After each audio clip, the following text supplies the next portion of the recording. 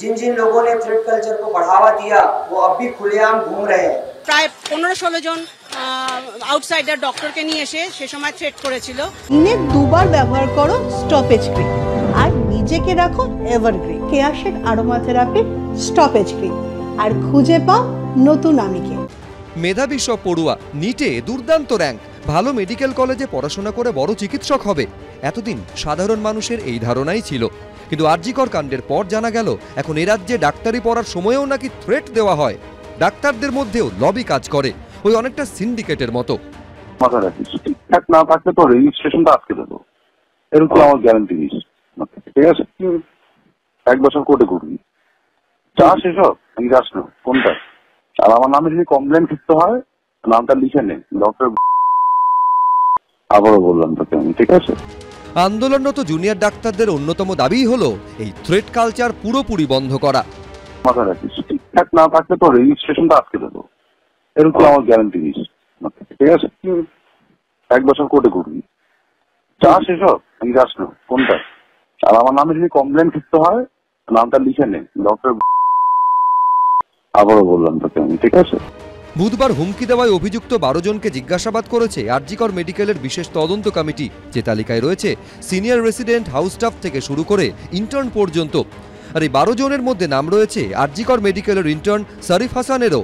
আরজিকর মেডিকেলের তৎকালীন অধ্যক্ষ সন্দীপ ঘোষের ভূমিকা নিয়ে এবিপি আনন্দকে দেওয়া সাক্ষাৎকারে বিস্ফোরক অভিযোগ করেছিলেন এই শরীফ।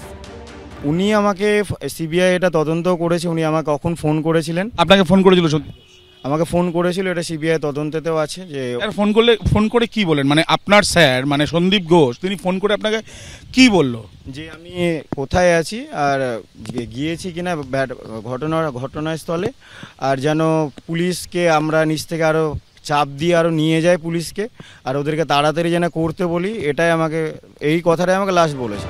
ইতিমধ্যে 4 বার সিজিও কমপ্লেক্সে ডেকে আরজিকর মেডিকেলের ইন্টার্ন শরীফ হাসানকে জিজ্ঞাসাবাদ করেছে সিবিআই।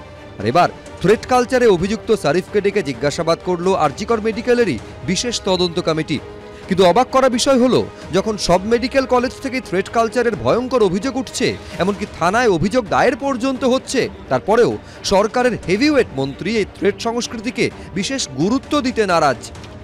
কোনো থ্রেট কালচার নেই, এরা ছাত্ররা তো বাচ্চা জানে না, সেই উন্নয়নটা কোনোদিন ছিল না। কিছু নিয়ম হয়তো আছে, সেটাকে আমি ভাবছি থ্রেড কালচার। আমি যদি বলি পৌরসভায় 10টার মধ্যে এসে সাইন করতে হবে, আবার একজন বলবে তো কেন আমি বামফ্রন্ট আমলে তো 1টার সময় আসতাম, তাহলে আমি ওইরকম ভাবে কেন থাকবো না? যে সেটা এখন মেয়র এসে থ্রেড কালচার দিচ্ছেন। তৃণমূলের বাচ্চা ছেলে তৃণমূলের সোনার টুকরো তো মানুষ দেখেছে, নতুন করে চিনিয়ে দিতে হবে না। এই সমস্ত মেধাবী ছাত্ররা পর্যন্ত তৃণমূলের আবহে আজকে এই পথে নেমেছে।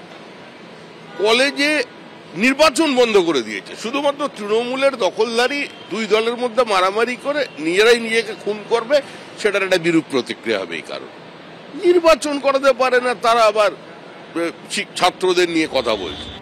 আন্দোলনরত জুনিয়র ডাক্তাররা চাইছেন থ্রেট সংস্কৃতি নির্মূল করতে, কিন্তু এই হুমকিবাজদের মাথায় যারা রয়েছেন তাদের অবধি না পৌঁছলে কি পাকাপাকিভাবে ইতি টানা সম্ভব?